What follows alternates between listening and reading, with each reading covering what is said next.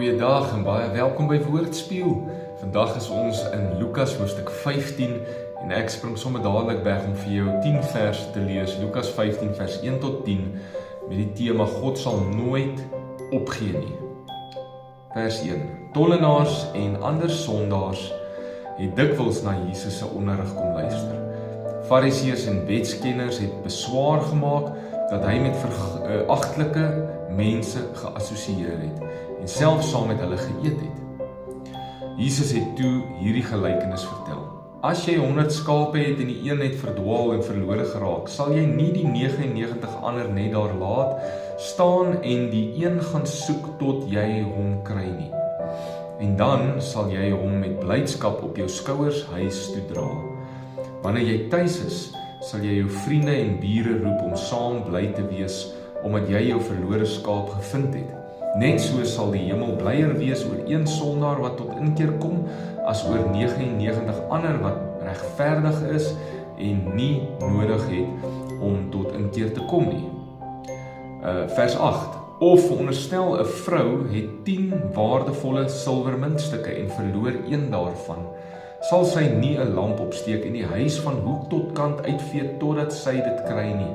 En wanneer sy dit kry, roep sy haar vriende en bure om saam bly te wees, omdat sy haar muntstuk gevind het. Net so is daar blydskap onder God se engele, as net een sondaar tot inkeer kom. Jesus vertel hierso 2 gelykenisse om God se hart vir die Fariseërs te verduidelik, omdat hulle oor Jesus of by Jesus kom kla het en gekla het dat Jesus tyd saam met sondaars deurbring. Die gelykenis van die verlore skaap en die muntstuk beeld God se hart uit. Saam met die volgende gelykenis natuurlik, die gelykenis van die verlore seun wat ons nie nou gelees het nie, wys Jesus dat God nooit ooit sal ophou om mense te soek en te nooi om terug te keer na hom toe nie. Hy gee nooit op mense nie. God sal aanhou om deur sy genade mense na hom toe te trek. Ja, natuurlik dwing God niemand nie. Dit bly hulle keuse, soos met die verlore seun, dit was sy keuse, maar God sal altyd trek en altyd roep en altyd soek en altyd prikkel. Kom na my toe, almal wat moeg is en belas is. Ek sal vir jou rus gee. My juk is sag, my las is lig. Kom na my toe. Die Here sal die hele tyd dit doen in die hart van die verlore persoon. Want dit is sy aanhoudende uitnodiging aan almal, insluitende myself, wat honger en moeg en leeg is, om van die water te kom drink wat hy gee, sodat ek nooit weer dors sal word nie, om van die brood te kom eet wat hy is, sodat ek nie weer honger sal word nie. Onthou dit vir jouself, die Here gee nooit op jou nie. Hy is geduldig met jou en hy werk in jou, maar onthou dit ook vir die ander persoon met wie jy dalk te doen kry vandag, die persoon wat verlore is, die persoon wat die Here nog nie ken nie. God het nog nie opgegee op hom nie, moet jy ook nie opgee op hom nie.